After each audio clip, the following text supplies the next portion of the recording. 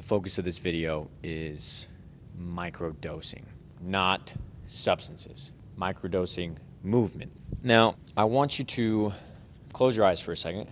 Close your eyes and really dig deep into your imagination. Go way back in time. Way back in time to the caveman days, all right?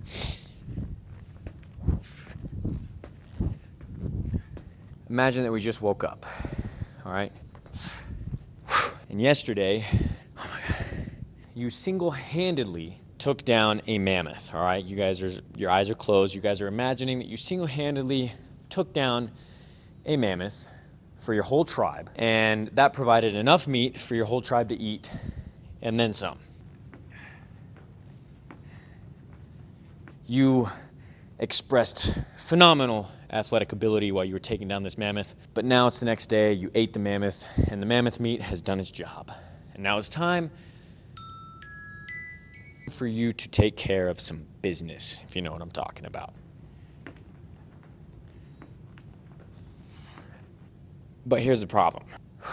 Because we're in the caveman days, we don't have access to a fancy schmancy toilet and a fancy schmancy bidet to clean yourself with. We have a leaf and a hole. Once you find a big hole, you hit one of these. A prime position, designated to open up the hips, stabilize the knees and ankles, reinforcing good posture, and of course helping you take care of your business. Back to present day. We don't do this anymore. There's no need to hop in this prime athletic position. That's because of the way we live. But physically, and honestly physiologically, we have not been that technically advanced, which is subjective. We have not been that advanced for very long. So physically and physiologically, our bodies still need that prime position.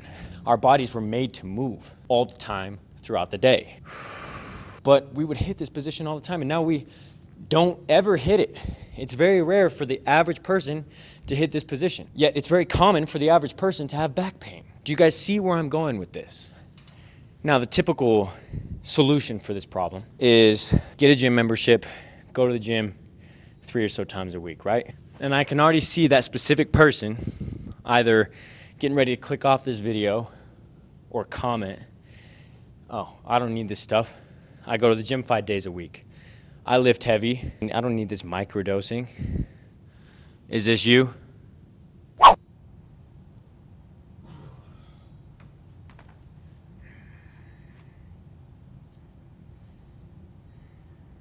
Five minutes later. Respectfully, that's not a lot of movement. Powerlifting and bodybuilding, those kind of sports. Notice how I said sports, all right? There is such thing as a bodybuilding athlete, a powerlifting athlete, but if that's how you train on the daily, you are not moving enough, right? That type of training has its place, it's important, but it's not the only thing that you should be doing, especially since our bodies are made to move.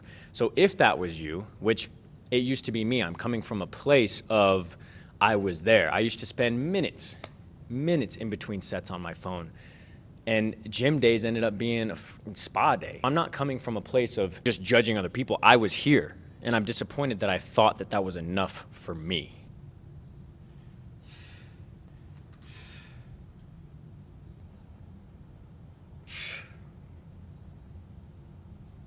And yes, rest time is imperative.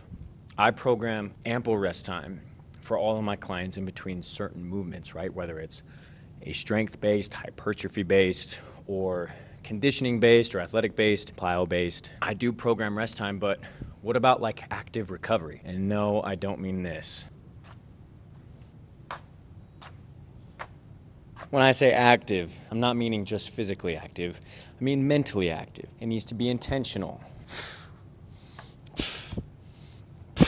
I mean, seriously, what's gonna stop me from training my grip in between sets? Micro movement, microdosing some grip strength. What's gonna stop me? Instead of sitting here on my phone and then letting the rest time maybe come a bit too long, I set the timer for the rest, I sit there in silence. This takes no thought. I wanna be intentional with it, but I'm using my time wisely. And one set of these isn't gonna do enough. It's not gonna do hardly anything. But you do that for a week in between sets, who knows the kind of strength you're gonna gain within your grip. Or stand up, walk around. What's gonna stop me from training some toe walks? What's gonna stop me from, if I'm an athlete, walking on the outside of my feet in between a set, the inside of my feet? Over time, those ankles are going to adapt to that just because you've been microdosing it, and now you're less likely to roll your ankle. But for those of you that don't go to the gym, who claim that you don't have time to go to the gym, which, topic for another video, you do have time, you just need to make time. Everybody has time. But regardless, if you're trying to find some movement throughout the day, you don't think you have time to go to the gym, there's so many things you can do. I had a client tell me that she does sets of push-ups every day while she waits for her coffee to pour. Now that doesn't seem like a whole lot for one day, but over a week, if you do 10 push-ups a set and do 2 sets, it's like 210 push-ups. Wait, that's 140 push-ups. Sorry, my math is off. Those little movements add up. I've had feet issues. And while there's lots of things that I do to strengthen my feet specifically, on the days where I'm not specifically doing those things, I will walk on the ropes in between sets. While I'm putting stuff away, getting new equipment out, I'll walk on the ropes, and guess what? That's real good for your feet. But it doesn't even have to be at the gym. Say you just got out of the shower. Stand on a towel and crunch your toes and pull the towel in. One towel length will leave your feet burning. And look at that, you just microdosed a foot exercise as you showered. I'm an athlete. I spend a lot of time at the gym. I do a lot of exercises, whatever my coach tells me. Well, one of my favorite things my mentor does all the time, I absolutely love it, is while he's working out or while he's setting stuff up to train a class or whatever he's doing, all the time. He's dialed in, he's got his music in. Boom, boom. He's hitting small little accelerations.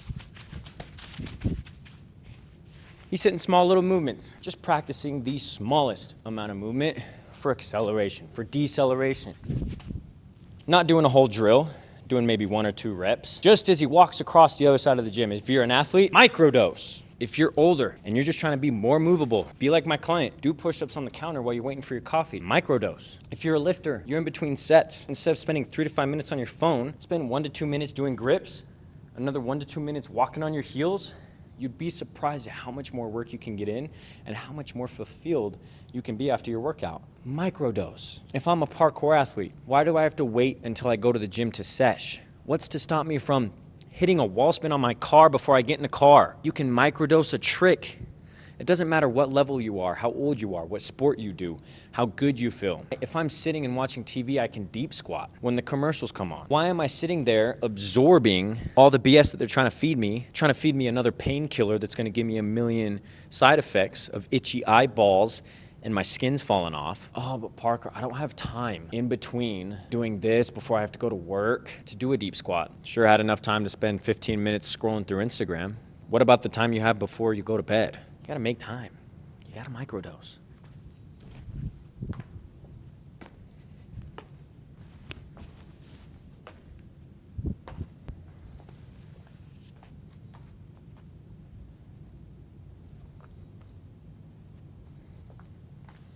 Every time I pick something up like that over a week, it's a lot of just tiny little movements that I got in that I wouldn't have done otherwise. Don't discount the power of microdosing. It'll benefit you physically and mentally. I know that you can look like a goofball when you're doing it, but in the end, who the hell cares?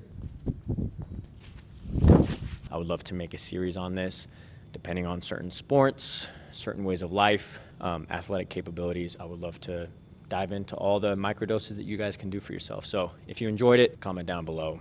I'll see you guys in the next one. Thank you.